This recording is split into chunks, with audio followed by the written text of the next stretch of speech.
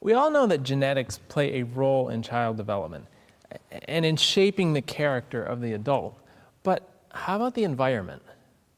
In recent years, research is telling us more and more of the tremendous impact of the environment on the child and on the final character of the adult.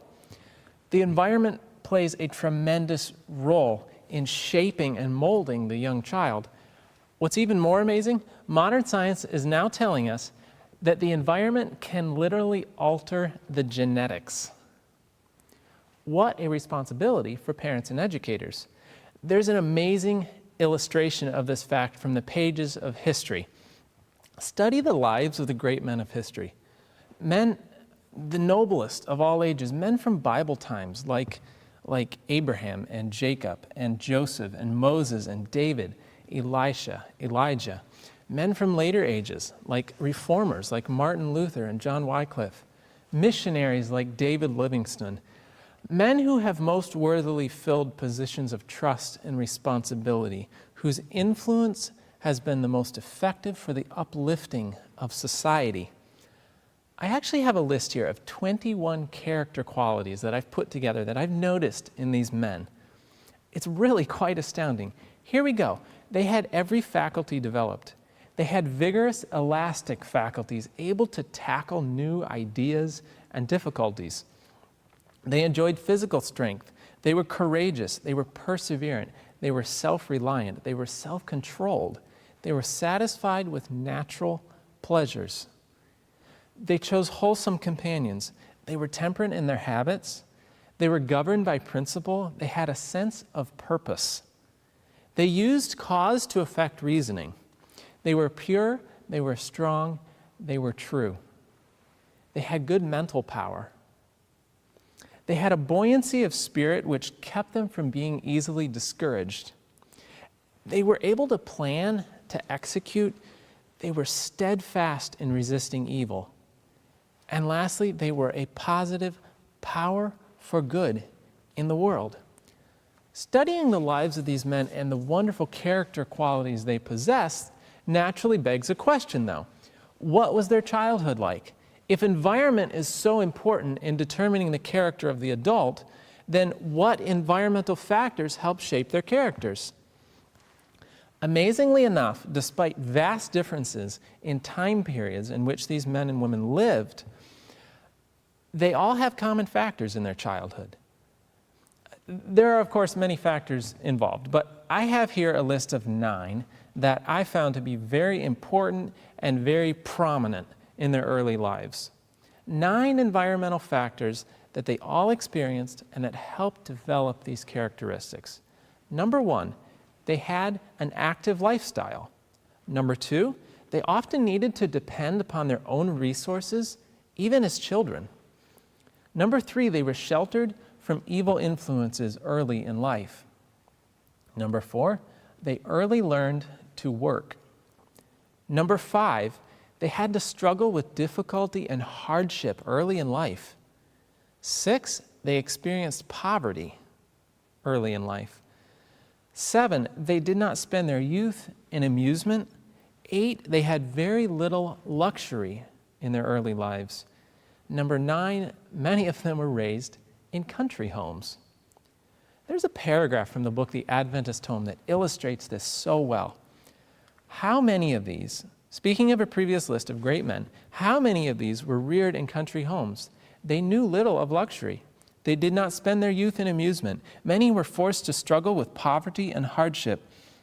They early learned to work, and their active life in the open air gave vigor and elasticity to all their faculties. Forced to depend upon their own resources, they learned to combat difficulties and to surmount obstacles, and they gained courage and perseverance. They learned the lessons of self-reliance and self-control. Sheltered in a great degree from evil associations, they were satisfied with natural pleasures and wholesome companionships. They were simple in their tastes and temperate in their habits. They were governed by principle, and they grew up pure and strong and true. When called to their life work, they brought to it physical and mental power, buoyancy of spirit, the ability to plan and execute, steadfastness in resisting evil that made them a positive power for good in the world. Wow, a bit out of the norm maybe? Definitely, but the correlation between these childhood environmental factors and the resulting character qualities is very strong, and it's supported by science. Let's take a more in-depth look at each one of those 9 environmental factors. Number 1, they had an active lifestyle. As we have seen in earlier sessions, research is telling us that physical activity is critical for proper development, especially for the brain. Physical activity has been shown to increase brain function, to improve academic scores, and to even help ADHD. When we exercise, our working muscles send chemicals into our bloodstream, including a protein known as IGF-1. And this protein stimulates the production of a brain chemical called the brain-derived neurotropic factor, or BDNF. BDNF helps new neurons and their connections grow. Exercise increases the levels of other neurotransmitters like dopamine, serotonin, and norepinephrine, which helps things like mood, alertness, emotional health, memory, focus, cognitive function, and concentration. As we read in the book Child Guidance, the health cannot be preserved unless some portion of each day is given to muscular exertion in the open air. Equalize the taxation of the mental and the physical powers, and the mind of the student will be refreshed. The health should be as sacredly guarded as the character. We place a high value on character, and here we read that we should place just as high a value on health because it influences character. Physical activity actually impacts spirituality and character. Parents, inaction is the greatest curse that ever came upon youth. Children are naturally active, and if parents do not furnish them with employment, Satan will invent something to keep them busy in an evil work. Therefore, train your children to useful work. Idleness is the devil's workshop. Keeping our children active will go far to aid in the development of character. An active lifestyle is beneficial to the mind, to body, and to spirituality. Environmental factor number 2. They often needed to depend upon their own resources. Now, what does it mean to need to depend on one's own resources? Well, it means that these people were required by their circumstances to acquire success through their efforts, which taught them the wonderful qualities of perseverance, of determination, of having a sense of purpose, of self-control, the ability to surmount obstacles. So how to apply this? Well, be sure to give your child the chance to do things for himself, which most children will be apt to enjoy anyway. But I don't mean by himself. Your child loves and needs your companionship for himself. Be there with him, but allow him to do things for himself. Don't hover and micromanage. And it also means to not give them everything they want. Rather, provide some means by which they can work and acquire things for themselves. This will go far toward responsibility and toward happiness later in life. Have them buy their own clothes, for example. That's a good place to start. And having to depend upon one's own resources also rules out allowances. We'll talk more about that in the next session. Learning to save money in order to purchase something that a child wants, teaches self-control. And if they spend it on something else, don't bail them out, because that helps them learn the lesson even better. The children left to depend upon their own resources generally prize their abilities, improve their privileges, have a purpose in life, develop habits of industry, of frugality, of moral worth, which lie at the foundation of success in the Christian life. Those children for whom parents do the most frequently feel under the least obligation to them. Now, isn't that ironic? Those children for whom the parents do the most frequently feel under the least obligation to them. Youth who have been thrown upon their own resources will generally put forth the effort necessary to develop and invigorate their moral and intellectual energies. There are too many youth like the swaying willows that grow beside the meadow brook. You want to make your life like the sturdy oak, springing from hardy soil amid the clefts of the rock. These have battled with the storm and tempest and yet grown into giant proportions. The great men, we're talking about great men and the environmental characteristics. The great men who have done service to our country were not reared in the lap of luxury. Our greatest men are self-made. Environmental factor number 3. They were sheltered from evil influences. Now, it goes without saying that a good environment is good for children, but how far should we go to protect them from evil? The word sheltering can have a negative connotation these days, but most of that stems from a lack of understanding of what sheltering really is. There's good sheltering and there's bad sheltering. Good sheltering is a form of protection. It's a shield as opposed to micromanagement or smothering. We seek to protect our children in a myriad of ways. I mean, you don't let your child go play in a busy street.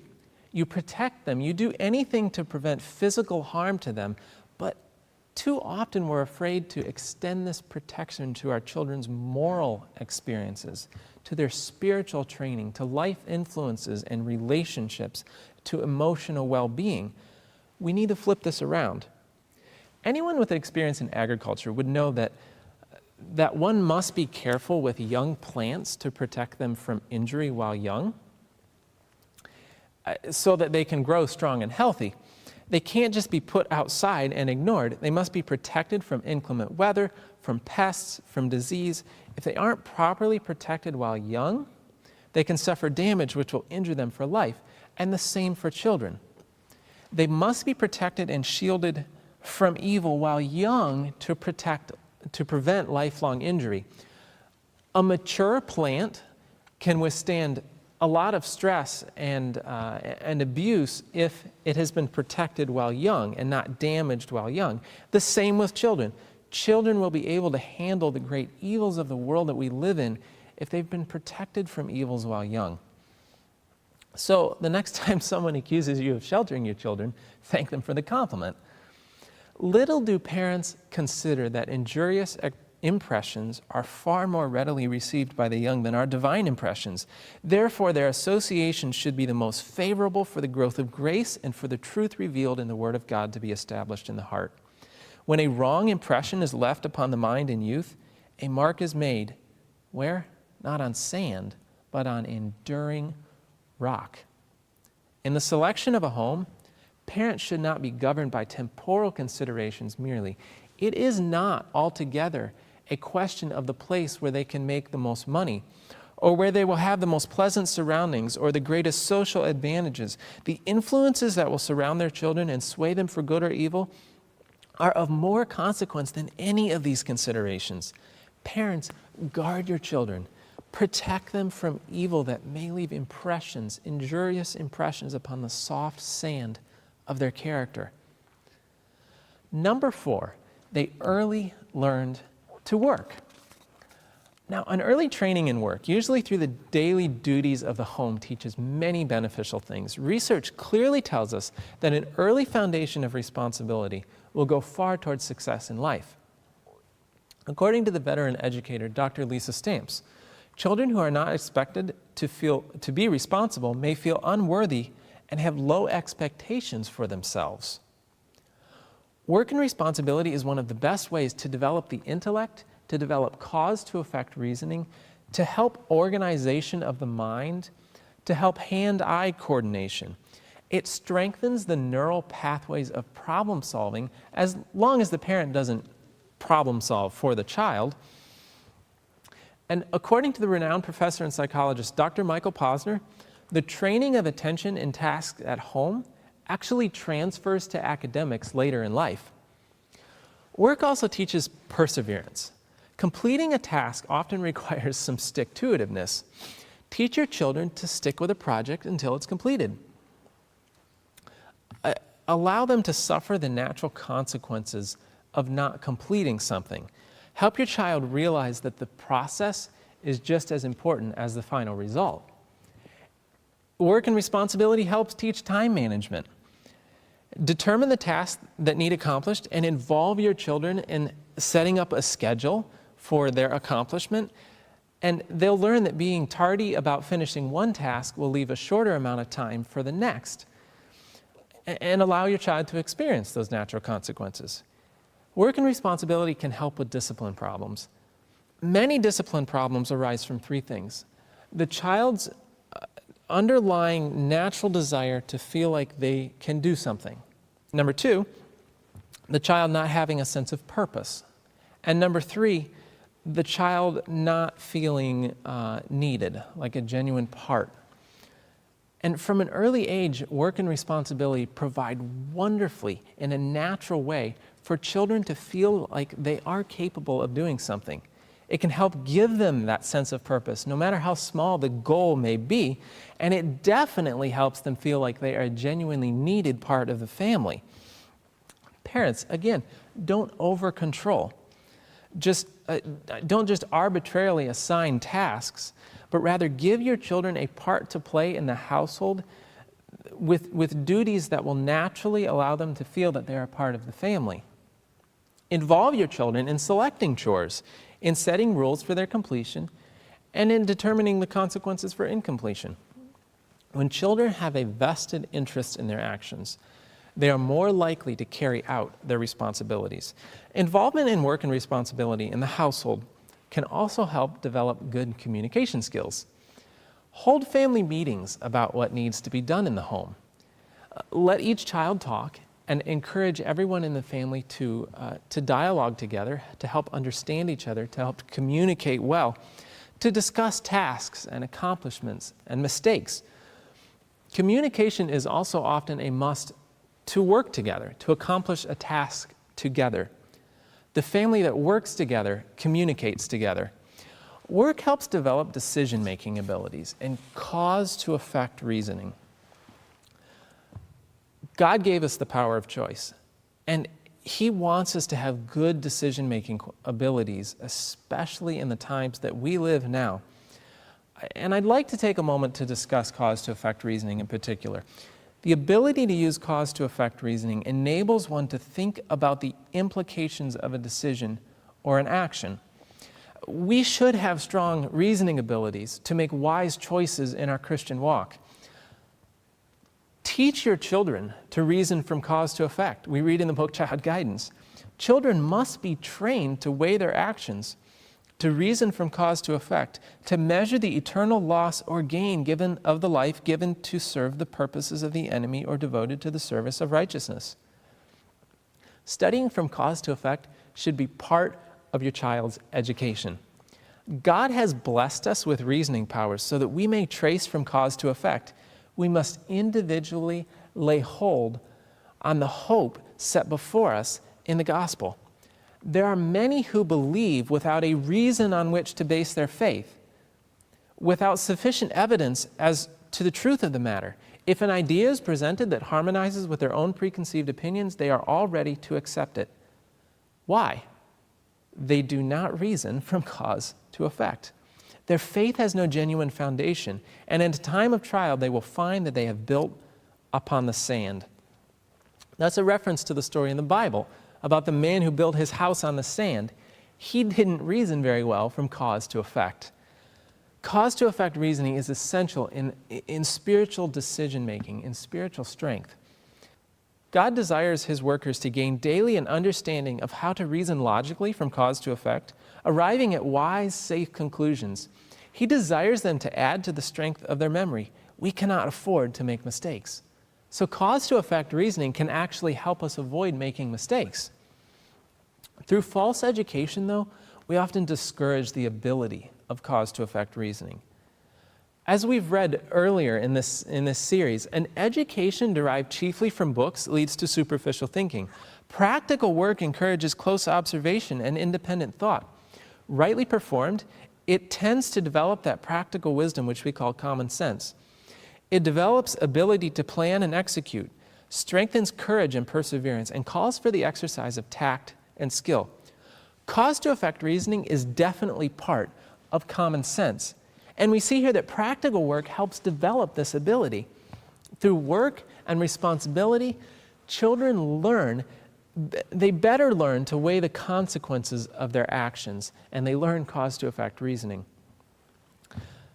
But parents, in order to help this cause-to-effect reasoning develop well, don't hover, don't micromanage. Be sure to allow the natural consequences of actions.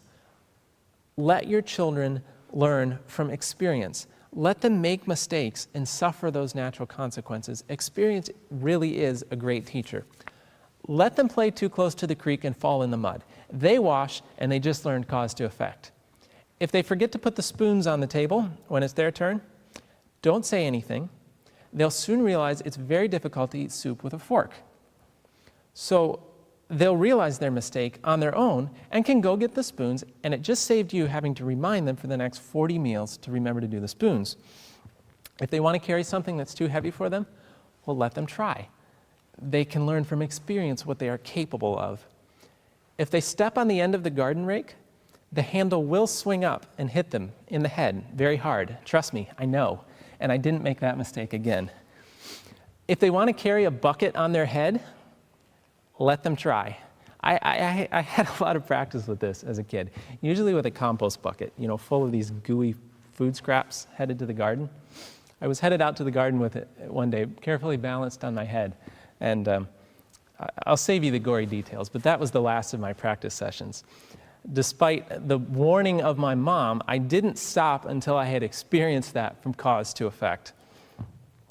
Now, obviously, if it's a life and death issue or a risk of serious injury or a moral or spiritual issue, I can't stress that enough. If it's a moral or spiritual issue, especially at a young age, by all means, give your child clear directives and require obedience. But here's the advantage. If you allow your child to learn naturally from cause to effect whenever possible, they will learn better from these experiences than if you had simply told them, and they will listen to you better when you do step in and give an absolute. They will respect your counsel because they have learned that there are real, genuine consequences to an action. And they'll know that since you are telling them something, it must be important. When I was about 4 years old, I wanted to go barefoot inside my tennis shoes. I hadn't learned the concept of blisters yet. And my mom warned me I would get a blister, but I, in my 4-year-old determination, insisted that I was going to go barefoot inside my tennis shoes. Mom said, okay, that's fine, but you'll probably get a blister. Well, I sure did get a blister, a pretty bad blister. And I learned 2 things. Number 1, I learned that it's relatively important to wear socks inside your shoes. That was a good life lesson to learn. But the most important lesson I learned is that it helped me to trust my mom more. I knew that she had greater wisdom than I did at that young age. And I could trust her later in life with bigger decisions. Learning good decision-making through natural consequences when the decisions are small will make for better decision-making in bigger decisions when there are large issues at stake. It's difficult for the parent, but when the children hit the teenage years, both the child and the parent will be thankful that the child can now respect the wisdom of the adult. When a parent allows some freedom in accomplishing the tasks at home through work and responsibility, they help build these cause-to-effect reasoning abilities. Begin at a young age. So as the children get older, they can recognize the rationale behind their decisions and the ramifications of an action, and they can make better choices in the long run. So lastly, on work and responsibility is one of the only safe ways to develop a sense of self-worth and belonging in children. Many parents rely on praise and rewards or other forms of extrinsic motivation, but through real work, children can become intrinsically motivated as they realize that they are a needed, valuable, they're useful, and that they're an integral part of the family unit. Through opportunities to practice responsible behavior, children begin to view themselves as trustworthy and reliable, contributing to their sense of identity. Being responsible and productive helps children feel that they are important. Our children need to have a deep sense of responsibility to be successful, dependable citizens and confident problem solvers in every aspect of their lives. Now, speaking of extrinsic motivation, be careful not to praise your child too much. Studies have shown that a lot of praise in early childhood can create a dependency which can lead to depression later in life. Instead of praising, offer encouragement or appreciation. Praise concentrates on looks, on goodness or abilities, and tends to be results or performance oriented. Encouragement, on the other hand, is thanking a child for helping, concentrating on the effort, the progress, and the improvement rather than just the results. Praise focuses on the smartest, the prettiest, the fastest, etc., but genuine encouragement values the efforts of anyone. The research shows that encouragement actually helps children surmount obstacles and difficulties, while praise tends to do the opposite. It actually reduces those abilities. Several studies done by researchers at the Columbia University of Psychology found that praise tended to create a helpless response, vulnerability, and a sense of contingent self-worth. In other words, they viewed their self-worth in terms of the praise they received, which can lead to problems later in life because, unfortunately, the real world does not praise you for getting dressed in the morning. Encouragement, on the other hand, which in this study was focusing on the process rather than the results, which the same could be said about thanks, genuine thanks, and appreciation for a job well done. And in this study, encouragement tended to foster an ability to surmount obstacles and face any problem that life threw at them without feeling like their self-worth was contingent on how well they performed. Encouragement promotes perseverance. It prepares children for real-life challenges where they will be expected to do much more than show up to earn recognition. It doesn't build false self-esteem, but instead builds determination and confidence. Children need appreciation and sympathy and encouragement, but care should be taken not to foster in them a love of praise. Also, if children are always motivated by external factors like praise or stickers or money or prizes, they may behave responsibly only to receive the reward. But when children are internally motivated through the natural reward that work and responsibility give, they have a drive to complete tasks without being prompted. Instill in your children the importance of work and responsibility and the fact that it's a duty and a privilege, not just something to be done to gain an external reward. And this is the perfect illustration of the benefits of involving your child in the day-to-day household duties. With real work, it's not necessary to praise your child, but thank them for their help because they can be a help. What's more, the work itself often provides encouragement in the sense of accomplishment of a job well done. But avoid giving your child chores with consequences that don't really relate to the chore. Make them a real part of the family. It's important that a child feels a sense of being genuinely needed in the family firm. Give the child, as he's able, a part to play in the functioning of the household. Something that, if it's neglected, someone, including himself, will suffer a bit. If you've included them in all activities of the household, done everything with them, by age 4, a child should be able to have at least a basic concept of most household duties. Anything an adult does in the daily chores, the child can just join right in. It's really a simple plan. Just live life with your children. Make them a part of the everyday duties. Yes, it will slow you down, but you're benefiting them immensely. Keep in mind your ultimate goal. Is it to accomplish tasks or to train your children? And I'll give lots more practical tips on implementing work and responsibility in the daily life in the Parents' Best Curriculum sessions. Let each mother teach her children that they are members of the family firm and must bear their share of the responsibilities of this firm. Students who have gained book knowledge without gaining a knowledge of practical work cannot lay claim to a symmetrical education. Education does not consist in using the brain alone. An important phase of education is lacking if the student is not taught how to engage in useful labor. For their own physical health and moral good, children should be taught to work, even if there is no necessity as far as want is concerned. Even if you don't need them to, involve them in the day-to-day work and responsibility because it's good for their characters.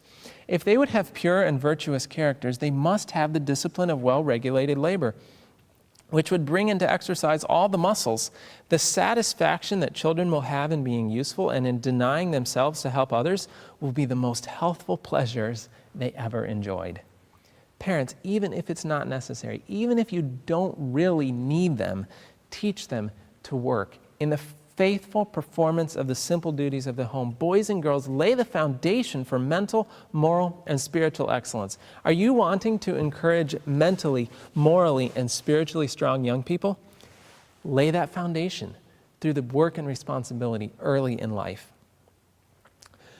Number 5, environmental factor number 5. They had to struggle with difficulty and hardship early in life. Now, this one's a bit tough to swallow. Most men and women of greatness grew up in the midst of difficulty. The majority of them had significant struggles and real hardship, yet the setbacks only made them stronger. In fact, many successful people have looked back on the difficulties of their childhood and credited it for their success in life. We'll look at some of these examples from history later, but first the science. One study found increased white matter myelination and enlargement in the prefrontal cortex of monkeys in response to encountering and overcoming difficulties. Coping, according to the researchers, coping with mild early life stress tends to make subsequent coping efforts more effective. Another longitudinal study from the 2010 Journal of Personality and Social Psychology reported that moderate adversity, especially early in life, had many benefits, many advantages. The research project compared 3 groups of people: those who had a history of no adversity, those who had a history of moderate adversity, and those who had a history of severe adversity, such as child abuse. And here are the results. Adverse experiences may also foster subsequent resilience, with resulting advantages for mental health and well-being. People with a history of some lifetime adversity reported better mental health and well-being outcomes than not only people with a high history of adversity, but also than people with no history of adversity. Moderate adversity predicted higher life satisfaction over time. Furthermore, people with some prior lifetime adversity were the least affected by recent adverse events.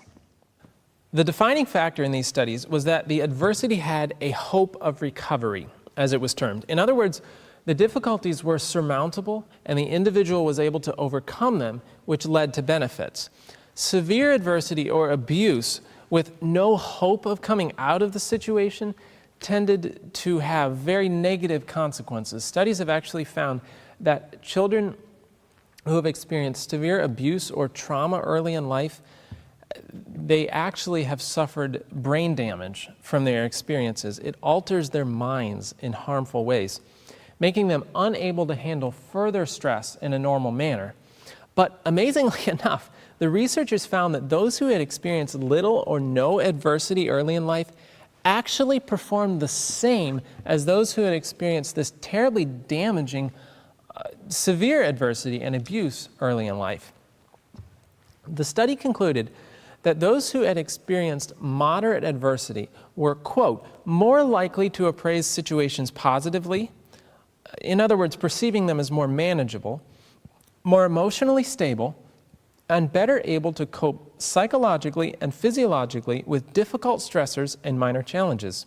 Resilience involves having psychological and social resources that help people tolerate adversity, but coping with adversity may itself promote development of subsequent resilience. Such qualities should also make subsequent minor daily hassles seem more manageable rather than overwhelming, leading to benefits for overall mental health and well-being. To put that simply, experiencing some hardship now can help prepare one for more and greater hardships later in life, which can decrease the significance of minor difficulties in the day-to-day life, which can lead to better mental health and well-being. There's a strong spiritual connection between experiencing hardships and spiritual strength. It is obstacles, we read in child guidance, obstacles that make men strong. It is not helps, but difficulties, conflicts, rebuffs that make men of moral sinew. Too much ease in avoiding responsibility had made weaklings and dwarfs of those who ought to be responsible men of moral power and strong spiritual muscle. While we may not like it, hardship and difficulty is actually beneficial to us and our children. But let me make myself entirely clear. Hardship does not mean harshness. Hardship does not mean harshness. What's the difference? Hardship has to do with material things, with physical and practical challenges. Harshness has to do with the emotional. A parent's number one job, especially in infancy and childhood, toddlerhood, is to build emotional security. This is done by being with your child, being there for them, always. Hardship should never take the form of separation from your child. God promises, I will never leave you nor forsake you. He allows difficulties and poverty and hardship and suffering to come our way, and even designs that these things be part of our education and our children's education. But God is with us through the difficulties. He helps us. He guides us every step of the way. Do the same for your children. Love your children. Support them. When your infant is crying, pick them up. Hold them. When your toddler's afraid, be with them. When your child is sad, comfort them. Show them in every way possible that you love and care for them. There is no scientific basis whatsoever for the idea that holding your child too much is spoiling them. Quite the opposite, actually. Science actually shows that prompt responsiveness leads to a solid foundation of trust and a secure attachment in the infants by 1 year of age. Infants whose parents delay in responding to their cries become demanding and clingy by 1 year of age and are described as being insecurely attached. Furthermore, researchers have actually discovered that touch has direct and crucial effects on the growth of a baby's mind. Touch releases brain chemicals responsible for healthy growth patterns and a faster and more complete development of the nervous system, of the brain. Children who grow up in an environment with little touch or communication have brains that are as much as 20 to 30% smaller than most other children their age. Researchers have found that even brief separation of human babies from their mothers can raise the baby's cortisol levels, which is a hormone that can inhibit the growth of neurons. The researchers concluded that it is quite stressful for babies to be left alone, even briefly. Babies who are left to cry themselves to sleep may fail to develop a basic sense of trust or understanding of themselves as a causal agent, possibly leading to feelings of hopelessness, of low self-esteem, and chronic anxiety later in life. The cry-it-out approach undermines the very basis of secure attachment, which requires prompt responsiveness and sensitive attunement during babyhood. It is a fundamental need of infants and small children to know that they are cared for and that they have an adult in their lives who is constantly there for them. If a child's needs are met in an inconsistent or a harsh manner, the brain begins to concentrate solely on meeting those needs and tunes out other stimulation. According to the research, it actually tunes out other stimulations if the basic needs of life are not being met in a consistent manner, which can lead to learning disabilities and a difficulty in interacting with other people and the environment. Never should a child be neglected, be treated harshly, or be abused in any way. Children need tenderness, they need attentiveness, they need responsiveness, they need love, they need comfort. But an indulgent, petting, blind love is not love at all. True love will allow the natural difficulties of life to be part of the child's experience. It will set rules, limits, boundaries, and enforce them with love and firmness and consistency. It will allow the child to experience the natural consequences of their actions, as we've already talked about. It will not give the child things that will not be for their best interest. True love will prepare the child for life. Beyond the discipline of home and school, all have to meet the stern discipline of life. How to meet this wisely is a lesson that should be made plain to every child and to every youth. It is true that God loves us, that He is working for our happiness, and that if His law had always been obeyed, we should never have known suffering. And it is no less true that in this world, as a result of sin, suffering, trouble, burdens come to every life. We may do the children and the youth a lifelong good by teaching them to meet bravely these troubles and burdens. While we should give them sympathy, let it never be such as to foster self-pity. What they need is that which stimulates and strengthens rather than weakens. Sadness and difficulty is an unfortunate reality of the sinful world that we live in. We should help teach our children to meet these difficulties. Your love should not take natural difficulties away from them, but be with your child through the difficulties. Allow your children to experience those natural challenges of life, the natural consequences of wrong actions. Don't buy so much for them or give them everything they want. Do nearly everything for them, or otherwise just make their life as easy as possible. According to science, a lack of hardship is just as damaging as severe abuse. So, in reality, depriving your child of challenges is not love at all. It's important to consider what really constitutes neglect and rethink our priorities. A lot has changed in the mentality during the past 50 years approximately.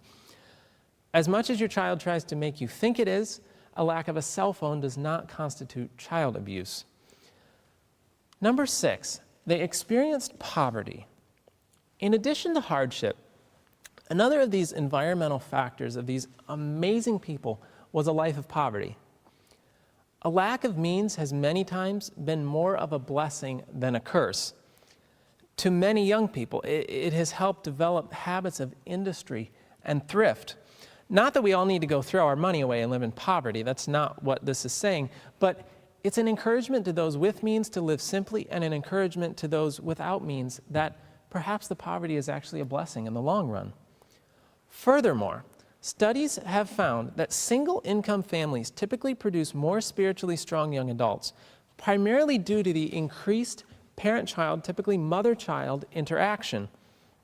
There are volumes of research that show the importance of the mother's presence throughout the child's life.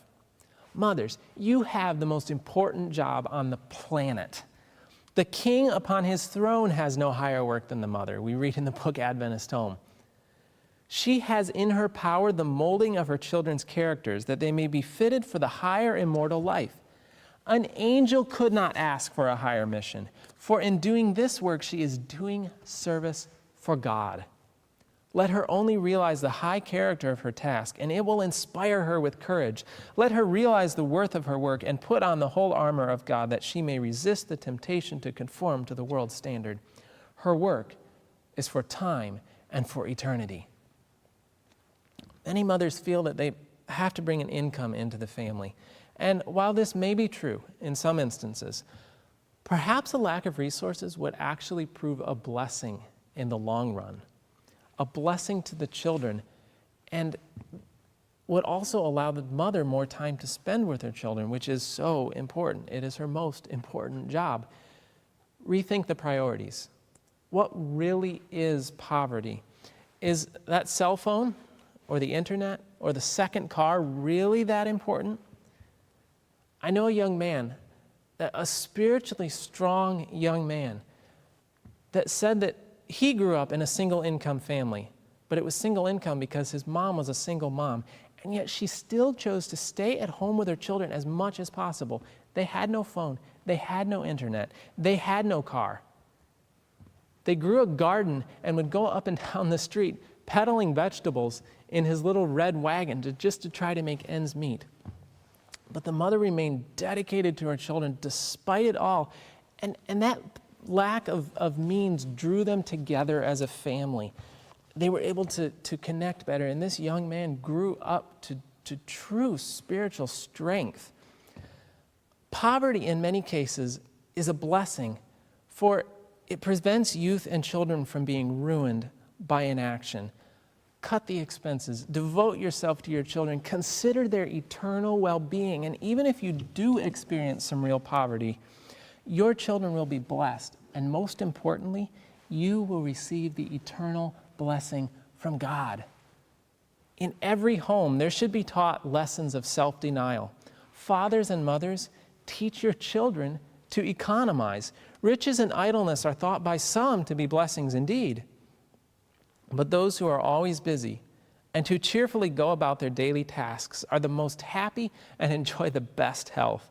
The sentence that man must toil for his daily bread and the promise of future happiness and glory both came from the same throne, and both are blessings. Number 7, they did not spend their youth in amusement. I found this fact rather interesting. I mean, everyone needs a break once in a while, right? Of course, and there's nothing wrong with that, but too much isn't good either. Parents, don't feel like you need to continually keep your child occupied, to continually supply them with exciting things, from TV to games to an abundance of toys and activities. Encourage them to be satisfied with the simple things of life. By not supplying your child with continual toys and amusements, you actually help encourage a longer attention span. When children are not kept continually stimulated and occupied with toys, they will be interested in things on a more deep level and will be able to concentrate on a task better. Also, in addition to an abundance of amusement, consider the type of amusement engaged in. Science indicates that amusement park rides and other such adrenaline-producing activities, any adrenaline-producing activities, can actually be damaging to their mind. According to the biologist and educator Carla Hannaford, extreme sports such as bungee jumping, hang gliding, and many amusement park rides really capitalize on stimulating the vestibular system by pulling it off balance and out of equilibrium. This causes not only a full body experience, but also an adrenaline high. Adrenaline, our survival drug, allows for even more sensory stimulation and the added release of cortisol in the body.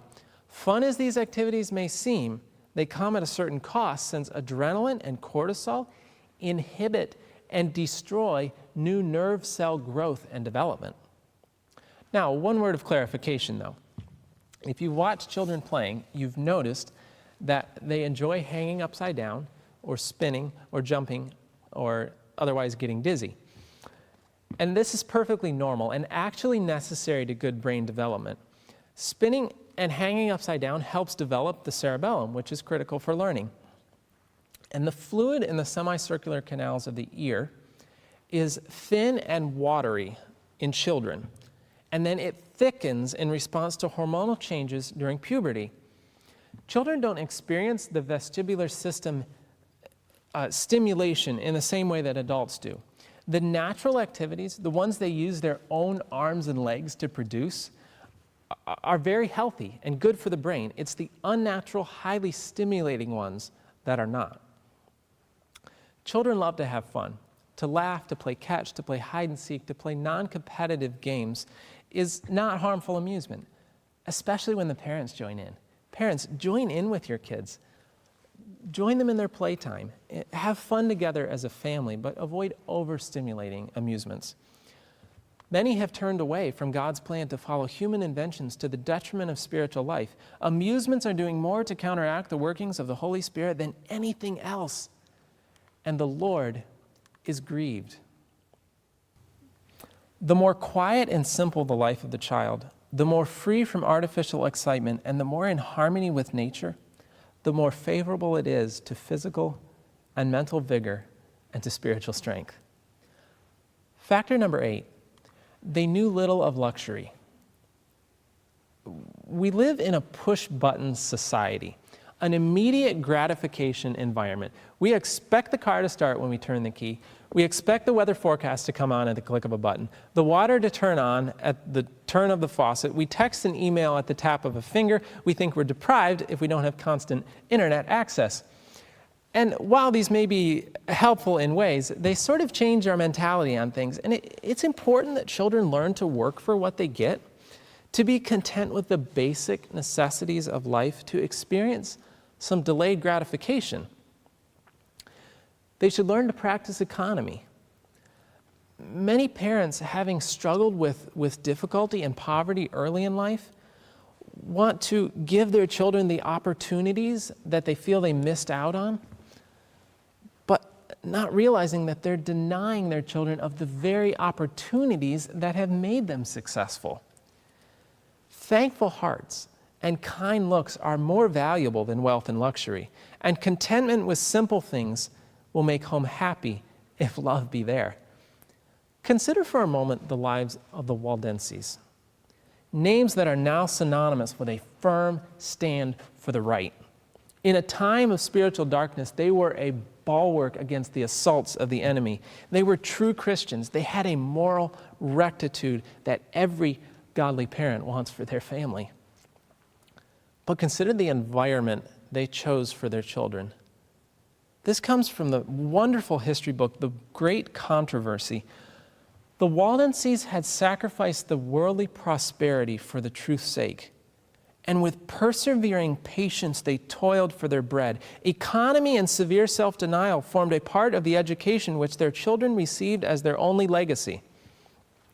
They were taught that God designs life to be a discipline, and that their wants could be supplied only by personal labor, by forethought, care, and faith. The process was laborious and wearisome, but it was wholesome, just what man needs in his fallen state. The school which God has provided for his training and development. God has designed this school of difficulty for our training and development. Number 9, country homes. Country living nearly encapsulates everything we've just discussed. It encourages the active lifestyle. It contains a healthy dose of work and responsibility. It tends towards simplicity and an enjoyment of the natural pleasures away from evil influences and amusements of city life. While it certainly has its challenges, country living is by far the best environment for children and young people. The benefits far outweigh the challenges. In fact, I'd be willing to say that the challenges are benefits in and of themselves. Rather than being surrounded with God's or with man's works only, go where we can surround our children with only God's works. Let them not be influenced by the evil of man. Children can be immersed in the works of God, the singing birds, the trees, the flowers, the mountains. Instead of dwelling where the works of men can be seen, where the sights and sounds frequently suggest thoughts of evil, where turmoil and confusion bring weariness and disquietude, go where you can look upon the works of God. Find rest of spirit in the beauty and quietude and the peace of nature. Let the eye rest upon the green fields, the groves, and the hills. Look up into the blue sky, unobscured by the city's dust and smoke, and breathe the invigorating air of heaven. Go where, apart from the distractions and dissipations of city life, you can give your children your companionship, where you can teach them to learn of God through his works and to train them for lives of integrity and usefulness. Let's consider that paragraph we looked at from the Adventist home at the beginning of this session. How many of these were reared in country homes? They knew little of luxury. They did not spend their youth in amusement. Many were forced to struggle with poverty and hardship. They early learned to work, and their active life in the open air gave vigor and elasticity to all their faculties. Forced to depend upon their own resources, they learned to combat difficulties and to surmount obstacles, and they gained courage and perseverance. They early learned the lessons of self-reliance and self-control. Sheltered in a great degree from evil associations, they were satisfied with natural pleasures and wholesome companionships. They were simple in their tastes and temperate in their habits. They were governed by principle, and they grew up pure and strong and true. When called to their life work, they brought to it physical and mental power, buoyancy of spirit, the ability to plan and execute, and steadfastness in resisting evil that made them a positive power for good in the world. Wow, how amazing. But these environmental factors, they're not easy, are they? It's certainly not ease and enjoyment, but consider the results. Are they not worth anything? Are they not worth any hardship? We've already seen how the Waldenses placed themselves and their children amidst poverty and hardship and took an incredible stand for the truth. But there are more illustrations from history. Martin Luther, the man who dared think for himself in a time when men were taught to take the authority of the church as their only guide, he took the Bible and the Bible only as his guide and shook the foundations of the religious and civil authority of his day. He began a reformation that was never extinguished. What was his childhood like? Again, from the great controversy, we read that, like the first heralds of the gospel, Luther sprang from the ranks of poverty. His early years were spent in the humble home of a German peasant. By daily toil as a miner, his father earned the means for his education. He intended him for a lawyer, but God purposed to make him a builder in the great temple that he was rising so slowly through the centuries. Hardship, privation, and severe discipline were the school in which infinite wisdom prepared Luther for the important mission of his life. Compare the lives of King David and King Solomon in their early years and consider the results. David spent his early years as a shepherd boy, which was a simple life but hardly without challenges. Then, after being anointed king, he was driven by the jealousy of Saul as a fugitive into the wilderness. It was a life filled with difficulty and danger, yet through it he received the training that enabled him to rule wisely. Solomon, on the other hand, lacked this early training in hardship and poverty. He grew up in wealth and honor. He was blessed with wisdom beyond comparison and was one of the richest men that ever lived. He turned away from God to find satisfaction in the pleasures of sense, though. He tells us in Ecclesiastes 2:17, I hated life. He had everything he wanted, and he hated life. He had wisdom, wealth, honor in abundance, but he couldn't find satisfaction. When he at last returned to the true source of wisdom, when he turned to God, it was after going through a time of sorrow in his later years. The life work of Solomon was not wholly lost. For him at last, the discipline of suffering accomplished its work. But with such a dawning, how glorious might have been his life's day had Solomon in his youth learned the lesson that suffering had taught in other lives. David's early life of difficulty drew him closer to God, while Solomon turned away from God amidst a life of luxury. David went to the school of hardship early in life, while Solomon experienced it later amid sorrow and regrets. And our last example, consider the life of Jesus himself. An expensive dwelling, elaborate furnishings, display, luxury, and ease do not furnish the conditions essential to a happy, useful life. Jesus came to this earth to accomplish the greatest work ever accomplished among men. What were the conditions chosen by the Father, the infinite Father, for his Son? What were they? That would be a good question to ask, because certainly if God chose these conditions for Jesus himself, wouldn't we want the same conditions for our children? If these conditions were the optimal conditions to develop these strong character qualities, God would have chosen them. What were they? A secluded home in the Galilean hills, a household sustained by honest, self-respecting labor, a life of simplicity, daily conflict with difficulty and hardship, self-sacrifice, economy, and patient, gladsome service, the hour of study at his mother's side with the open scroll of Scripture, the quiet dawn or twilight in the green valley, the holy ministries of nature, the study of creation and providence, and the soul's communion with God. These were the conditions and opportunities of the early life of Jesus. So in conclusion, we want to give our children the best environment possible, don't we? Absolutely. But hardship, poverty, work, responsibility, these things probably wouldn't be our first choice, but we've seen that they are important. And once again, it's not harshness, it's not abuse, it's not neglect of any kind.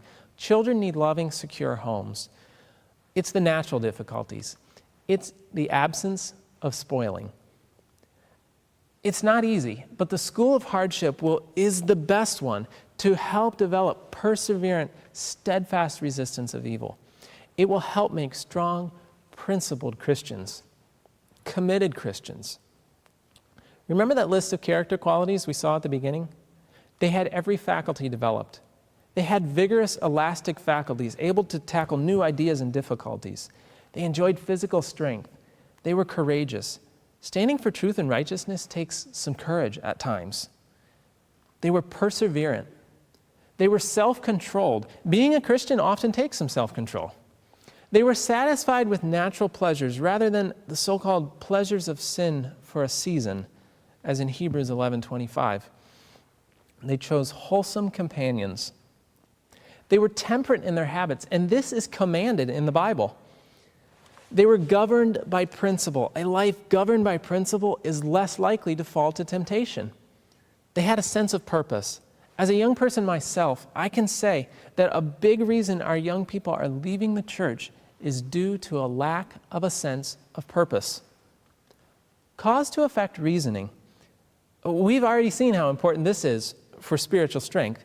They were pure lives, unstained by the moral impurity of the world. They were strong. They were true. Satan is the father of lies, but truth will last into eternity. They had good mental power. As we saw earlier in this seminar, a good ability to think, a good mental power is very helpful, necessary, I should say, to resisting Satan's attacks.